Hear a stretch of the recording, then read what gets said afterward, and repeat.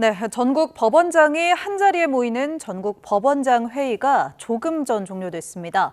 정부와 더불어민주당이 추진 중인 이 사법개혁과 관련해 공식 입장을 냈는데요. 취재기자 연결해서 자세히 알아봅니다. 안동준 기자, 오늘 회의가 좀 오래 진행됐는데 이 논의된 내용 전해주시죠. 네, 오후 2시부터 대법원에서 열린 전국 법원장 회의 임시회의는 조금 전 7시간여 만에 종료됐습니다. 대법원은 회의가 끝난 뒤 곧바로 보도자료를 통해 회의 내용을 공개했는데요. 법원장들은 정부와 민주당의 사법개혁 추진 방식과 내용에 대해 3가지 입장을 내놨습니다. 먼저 사법제도 개편은 국민을 위한 사법부의 중대한 책무이자 시대적 과제이므로 이를 위해 폭넓은 논의와 공론화 과정을 거치는 것이 필요하다고 밝혔습니다.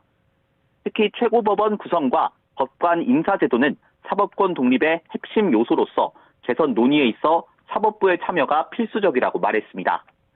마지막으로 사법부는 사법개혁 논의에 적극적으로 참여하면서 국회와 정부, 국민과의 소통에 열린 자세로 임하겠다고 덧붙였습니다. 민주당의 사법개혁안과 관련해 5개 안건에 대한 각각의 논의 내용도 공개됐습니다. 또 오늘 회의에서는 공식 안건은 아니었지만 내란 특별재판부 설치에 대한 안건도 논의됐는데요. 법원장들은 이에 대해 신중한 접근이 필요하다는 짧은 의견을 제기했습니다. 이렇게 사법개혁과 관련한 법 개정 움직임이 본격화되자 사법부는 국회에 상당한 분량의 의견서를 제출하며 조목조목 우려를 표했죠. 조희대 대법원장도 12.3 내란 이후 그 어느 때보다 적극적으로 목소리를 내는 모습이었습니다. 자, 그런데 사법개혁에 국민들의 관심이 집중된 건 다른 무엇 때문이라기보다는 내란 수괴의 구속 취소, 그리고 대선에 앞서 주권자의 선택권을 박탈할 뻔했던 결정 같은 분명한 배경이 있죠. 하지만 아직까지 당초 개혁 논의가 시작된 배경에 대해서는 뚜렷한 자성의 움직임도 입장 표명도 보이지 않는다는 지적이 나옵니다. 유서영 기자가 보도합니다. 윤석열 전 대통령 파면으로 치러지는 조기 대선을 불과 한 달 앞두고 있던 지난 5월 1일. 항소심 무죄 선고 36일 만에 대법원 전원 합의체가 이재명 당시 대통령 후보의 공직선거법 사건을 유죄 취지로 파기환송했습니다. 원심 판결을 파기하고 사건을 서울 고등법원에 완송한다. 유력 대선 후보의 피선거권을 박탈할 수도 있는 사건에 이례적인 속도전이 이뤄지면서 사법부가 선거에 개입하려는 것 아니냐는 비판이 거세졌고 대법관 추천 방식을 바꾸고 대법관의 수도 늘려야 한다는 사법개혁 논의에 국민적 관심이 쏠렸습니다. 내란 특별재판부 설치와 중개 의무화 논란도 법원이 자초했다는 비판이 나오고 있습니다. 윤석열 전 대통령은 재판 출석을 계속 거부하고 재판은 길어지는 데다 내란 특검법이 만들어졌을 때의 기대와 달리 재판도 중개되지 않고 있습니다. 지기현 재판장이 윤 전 대통령 재구속기간 만료 전인 12월에 재판을 마무리하겠다고 했지만 전례 없는 구속 취소 결정을 했던 재판사의 말을 무조건 신뢰하긴 어려운 상황입니다. 하지만 사법부는 이에 대해 국민들이 납득할 수 있는 설명을 내놓기보단 이른바 사법개혁이 비상상황이라는 점을 강조하는 데 힘을 쏟고 있습니다. 사법의 어떤 독립성이나 재판의 객관성, 공정성에 대해서 시비를 불러일으킬 여지가 있기 때문에 사법부는 선출되는 권력이 아님에도 민주주의 사회에서 인권 최후의 보루라는 막중한 책임을 지고 있습니다. 이 역할이 가능한 건 판결과 결정으로 조금씩 쌓아올리고 있는 신뢰 때문이라는 걸 잊어선 안 될 겁니다. 취임 100일 기자회견은 2시간 반 동안 진행됐습니다. 20개가 넘는 기자들의 질문에 답을 했습니다. 민주당에서 거론되는 내란 특별재판부는 위헌이 아니라며 힘을 실었습니다. 검찰 개혁을 정부가 주도할 것이고 후속 작업까지 1년 안에 끝내겠다고 밝혔습니다. 최규진 기자입니다. 이재명 대통령은 지난 100일을 회복과 정상화를 위한 시간이라고 평가했습니다. 앞으로 남은 4년 9개월은 도약과 성장의 시간이 될 것입니다. 인수위도 없이 출발한 정부가 이제 본격적인 출발선에 서게 됐습니다. 2시간 30분 동안 기자회견에선 민생 경제, 정치 외교, 사회 문화 등 전 분야에 걸친 질문이 나왔습니다. 특히 내란 특별재판부에 대한 위헌 논란을 두고 이 대통령은 동의할 수 없다고 선을 그었습니다. 삼권 분립이 사법부 마음대로 하란 뜻이 아니라며 여당이 추진 중인 내란 특별재판부에 힘을 실은 겁니다. 사법부는 입법부가 설정한 구조 속에서 헌법과 양심에 따라서 판단하는 거예요. 위헌 얘기하던데 그게 뭐 위헌이에요? 또 이 대통령은 검찰 개혁을 1년 안에 추진하겠다며 당이 아닌 정부가 주도하겠다는 뜻도 분명히 했습니다. 검찰청 폐지로 수사 기능이 경찰로 쏠리는 등 부실 우려를 막기 위해선 치밀한 검토가 필요하다는 취지입니다. 완전히 띄워놓자. 행안부로 보내버린다. 까지 이제 정치적 결정을 했으니까 이거는 감정을 완전히 배제하고 아주 논리적으로 치밀하게 전문적으로 검토하자. 정부가 주도하자. 검찰 보안 수사권 폐지 등을 포함한 후속 입법은 신중해야 한다고도 했습니다. 구더기 안 생기게 아주 악착같이 막아야지. 아예 장을 먹지 말자. 장독을 없애버리자. 이러면 안 되지 않냐. 최적의 방안을 찾아내고 거기에 맞게 제도와 장치는 배치하면 된다. 안녕하세요. 저 한겨레 엄정 기자입니다. 어제 보도가 나와서 좀 여쭤보고 싶은데요. 그 대통령께서 여당이 지금 추진하고 있는 내란 특별재판부 관련해서 공감하고 계시다고 이제 크게 대서특필이 됐더라고요. 그래서 이게 사실 위헌 논란도 좀 있고 해서 대통령께서 실제로 어떤 생각을 하고 계신지 좀 의견을 상권 분립의 원칙에 위배되지 않는 선에서 여쭤보고 싶습니다. 우리가 삼권 분립에 대해서 약간의 오해가 있는데요. 삼권 분립이라는 게 지 마음대로 하자는 뜻은 아닙니다. 감시와 견제, 견제와 균형, 이게 삼권 분립의 핵심 가치죠. 사법부 독립이라고 하는 것도 사법부 마음대로 하자는 뜻은 전혀 아닙니다. 행정, 입법, 사법 뭐 가릴 것 없이 국민의 주권 의지에 종속되는 거죠. 대한민국은 민주공화국이잖아요. 국민들의 주권 의지에 반하는 그런 제멋대로 입법이든 제멋대로 행정이든 제멋대로 사법이든 어떤 것도 허용되지 않습니다. 그러면 안 되죠. 저는 모든 것은 국민의 뜻에 달려 있다고 생각해요. 국민의 뜻을 가장 잘 반영하는 것은 국민이 직접 선출한 선출 권력들이죠. 임명 권력은 선출 권력으로부터 2차적으로 권한을 다시 나눠받은 거예요. 그래서 대한민국에는 이 권력의 일종의 서열이 분명히 있습니다. 직접 선출 권력. 최고 권력은 국민이죠. 국민 주권. 그리고 직접 선출 권력. 간접 선출 권력. 근데 이걸 우리가 가끔씩 망각해요. 국회는 가장 직접적으로 국민들로부터 주권을 위임받은 것입니다. 국가 시스템을 설계하는 건 입법부의 권한이죠. 사법부는 입법부가 설정한 구조 속에서 헌법과 양심에 따라서 판단하는 거예요. 사법부의 구조는 사법부가 마음대로 정하는 게 아닙니다. 그게 일반적인 원칙이잖아요. 입법하고 행정하고 사법하고. 근데 이게 지금 깨지고 있어요. 대한민국은 민주공화국인데 근데 국민들의 주권 의지가 발현되는 장치가 정치 아닙니까? 정치.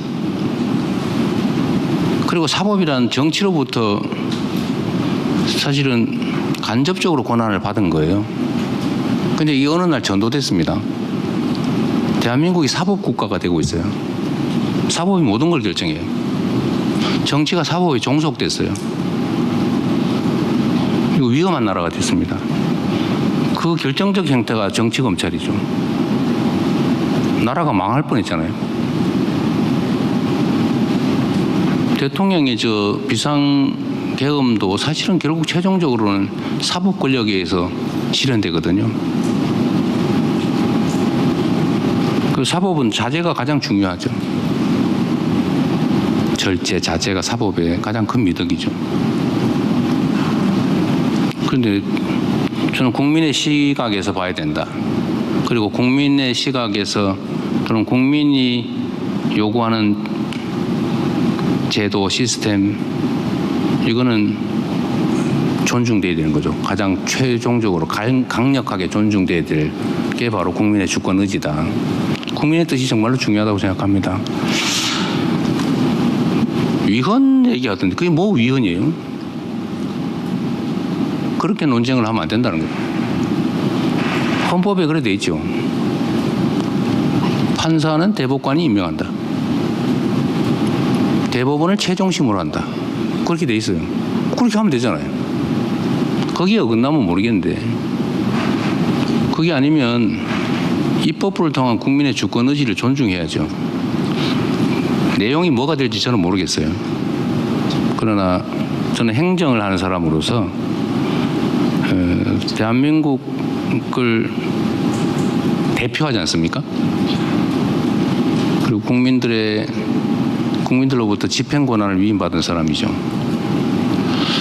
그래서 입법이든 사법이든 정도에서 벗어나지 않게 하는 것도 제 역할이라고 보기 때문에 입법부와 사법부가 이 문제로 다투면 저도 의견을 낼 수는 있죠. 나갔죠. 그래서 말씀드리는 겁니다. 국민의 주권 의지가 가장 중요하다. 이걸로 마치도록 하겠습니다. 네, 대통령님 스피커도 이제 지금 왔다 갔다. 이제 그만해야 되겠죠? 그래서 조금 20개 넘겼어요? 네, 20개 됐습니다. 네. 딱 20개예요? 21개. 네. 네, 제가 네. 저번에 정리삼아 말씀드리고 끝낼게요. 저번에 제가 이 기자회견을 했는데 그거 대통령이 말을 많이 해가지고 질문을 못했다고. 그래서 제가 아까 잠깐 말씀드렸습니다만 저도 사실 여러분들의 취조에 응하기 위해서 경찰서에 끌려온 게 아니고 저도 저의 입장을 말씀드릴 기회로 삼는 거잖아요. 여러분의 질문에 기대서 제가 드리고 싶은 말씀도 좀 드렸으니까 말이 너무 길어진 거에 대해서 너무 고가워하지 않으시기 바랍니다. 그리고 언론은 여러분께 언제나 감사드립니다. 그리고 제가 전에 비행기 타고 올 때 보니까 너무 미안하더라고요. 그 좁은 공간에 열 몇 시간씩 앉아가지고 얼마나 고생했겠어요. 그러나 또 한 가지 제가 그 프레스 개걸이라고 처음 듣는 현장에 여러분들이 같이 계셔서 엄청나게 힘이 됐습니다. 그리고 우리가 국가 이익을 지켜낸다는 측면에서는 우리가 집안에서는 서로 막 찢고 볶고 싸울 수도 있지만 집안을 벗어나서 집안을 지키는 일에는 잠시의 갈등, 색깔의 차이 이런 건 좀 접어두고 일단 집안 지키는 일은 같이 하면 좋겠다는 생각이 들었는데 그 워싱턴 한미 정상회담을 갔을 때 여러분들이 딱 그런 모습을 보여주셔서 제가 너무 감동했어요, 사실은. 아, 우리 한 식구구나. 그런 생각이 들었습니다. 앞으로도 저는 그런 생각을 계속 연장시키면 좋겠다고 생각합니다. 대한민국에는 해결해야 될 난제들이 너무 많지요. 정략적으로 서로 다툴 여지도 많습니다. 뭐 다툴 건 다투되 이 이론의 여지가 없는 함께 해야 될 일들, 공통의 과제는 힘을 모아 함께 해결하면 좋겠어요. 너무 어려운 환경이지 않습니까? 우리 다음 세대들이 살아갈 대한민국이라고 하는 공동체가 그래도 살만한 세상이다, 살만한 나라다, 이렇게 생각돼야 아이도 낳고 미래도 꿈꾸면서 행복이라고 하는 걸 기획해 볼 수 있지 않을까요? 법원 행정처장님께 예. 질의를 드리도록 하겠습니다. 아까 그 특별재판부에 대해서 위헌 소견을 갖고 계신다고 하시면서 예. 그 근거로 법률이 정한 법관이어야 하는데 그것은 사람이 정하는 것이 아니라 예. 시스템이 정해야 된다라고 예. 하셨습니다. 예. 아직은 그 전담재판부에 대한 법안이 올라오지 않았습니다만, 예. 네, 만약 거기서 우리 행정처장님 말씀처럼 사람이 정하는 시스템이 아니고 법률이 정한 시스템이라고 한다면 예. 수긍을 하시겠습니까? 아까도 말씀드렸지만 이제 그 헌법과 법률이 정한 그런 시스템인데 위원장님 말씀하시는 그 부분을 제가 아직은 법안이 오지 않아서 잘 모르겠습니다만은 제가 이야기로는 이제 전담재판부라고 하는 것은 우리 위원장님 너무나 잘 아시겠지만 통상은 이제 많은 사건들의 특정 유형의 많은 사건들이 이제 법원에 접수되고 그럴 때 그것을 이제 전문적이고 또 효율적이고 정형적으로 처리하기 위해서 그렇게 이제 정해진 예규 또 사무분담 시스템에 따라서 그렇게 정해서 거기에 따라서 접수되는 사건은 그 전담 재판부에서 처리하는 걸로 되어 있는 걸로 저희들이 알고 있습니다. 그런데 이제 이 사건에서 이제 지금까지 논의됐던 그런 부분은 어디까지나 이 역사적인 우리 중대한 내란 재판이라고 하는 이미 절반 이상 진행되고 있는 이 재판 특정 사건을 이제 다시 재배당에서 옮기는 이 부분으로 결국 기회리 되어지기 때문에 그것을 그러면 이제 왜 이 사건에 대해서 전담 재판부에 대한 국민의 지지가 높은지, 예. 왜 그런 고민을 하고 국회가 그런 고민을 하고 있는지 배경은 다 이해를 하시는 거죠. 잘 알고 있고 저희들도 네, 이제 국민 그러면- 신뢰를 얻기 위해서 참 많은 노력을 해야 된다는 생각을 합니다. 네, 아니 노력을 해야 된다는 생각이 지금 그럴 단계 아닙니다. 예. 네, 국민이 목 빠지게 기다리고 있지 않습니까? 빨리 신속하게 재판을 해야지만 예. 또 국민들은 일상으로 돌아가고 민생에 집중하지 않겠습니까? 동의합니다. 만약 내란범이 다시 풀려나서 활개치고 정치 선동을 하고 돌아다닌다면 또 한 번 혼란에 빠지지 않겠습니까? 그걸 국민들은 우려하는 거죠. 심지어 공포를 느끼기도 합니다. 그러면 그 전담 재판부에 대해서 예. 자꾸 우리 법원에서 예. 이 직위원 재판부의 문제점을 인지하고 계시면서도 아무런 조치도 하지 않으시고, 네, 계속 그대로 가면서 계속 법안도 올라오기 전에 위헌이다라는 걸 아까 그 노만석 대검차장 보셨지 않습니까? 근거 없는 얘기하는 것. 그런 식으로 우리 법원은 똑같이 하시면 안 되지 않겠습니까? 예, 법안에 오지가 않으시고 무슨 예. 의견을 내십니까? 저는 기존에 이제 그 내란 특별재판부 법안에 대해서 말씀을 드린 것입니다. 그런 여러 부분을 우리 헌법이 정한 테두리 안에서 우리 국회가 또 국민의 그 내란 종식을 조속히 바라는 국민의 뜻을 담아서 국회도 고민해서 꺼낼 것입니다. 그래서 가급적 그런 조직 이기주의 같은 의견은 자제하실 필요가 있다는 겁니다. 국민들은 의심하고 있습니다. 검찰도 내란의 가담을 사전사후로 했겠다. 저는 상당한 정보를 갖고 있는 사람이었습니다. 이 법사위원장 오기 전에 이 자리의 엄중함 때문에 진상조사단으로서 단장으로서 활동하면서 얻었던 정보에 대해서는 제가 따로 말씀을 드리지 않겠습니다. 그러나 저는 상당히 위험한 조직이다라는 걸 알고 있습니다. 우리 법원이 그렇게 해서는 안 되지 않겠습니까? 예. 정말 객관적으로 보셔야 되지 않겠습니까? 근데 지난 절차와 과정이 내란 수계를 봐주는 쪽으로 가 있었다라고 국민은 볼 수밖에 없는 거 아니겠습니까?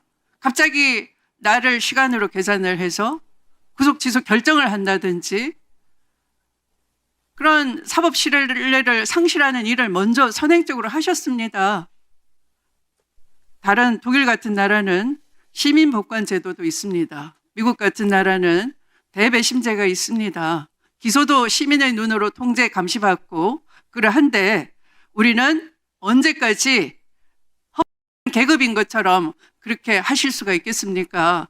이 내란을 검찰 세력이 저질러 놓고 반성하지 않는 이 와중에 어떻게 그렇게 하실 수 있습니까? 사법고시 한번 됐다고 그것이 국민과 특별한 대접을 받아야 될 그런 당상을 따낸 것은 아니지 않겠습니까? 예. 국민의 공복인 것입니다. 누구나.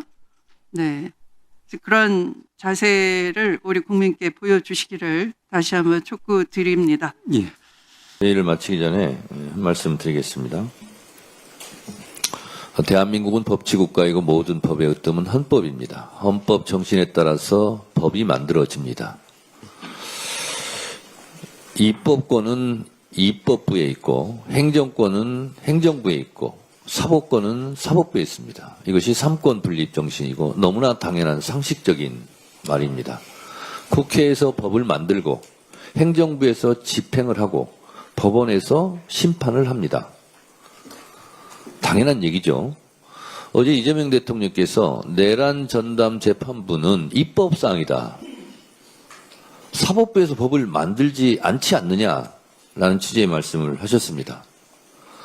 내란 전담 재판부는 국회 입법사항이라는 것을 다시 한번 분명히 말씀드리고, 사법부도 헌법을 뛰어넘는 국민의 민주주의를 뛰어넘는 그런 행태를 보인다면 결국은 국회에서 입법을 통해서 그것을 제재할 수 있다라고 저는 생각합니다. 마치 사법부에서 입법권이 있는 것처럼 혹시 착각하지는 않고 있는지 한번 생각해 볼 일입니다. 제가 거듭 말씀드리지만 내란과의 전쟁은 끝나지 않았다. 그리고 국민의힘이 내란 세력과 단절하지 않는다면 위헌 심판 청구 대상이 될지도 모르니 각별히 유의하고 명심해라 라고 계속 경고를 했습니다. 그런데 송원석, 김재원 두 망언을 듣고 보니 정말 제가 그런 말을 하기를 잘했다 이런 생각이 듭니다. 아직도 내란에 대한 생각을 떨쳐버리지 못하고 아직도 내란과 절연하겠다는 의지가 보이지 않는 것이 삐쭉삐쭉 삐져나오고 있는 것 아닌가라고 저는 생각합니다. 송원석 원내대표에 대한 망언은 우리 민주당에서 결코 좌시하거나 유야무야 끝내지 않겠습니다.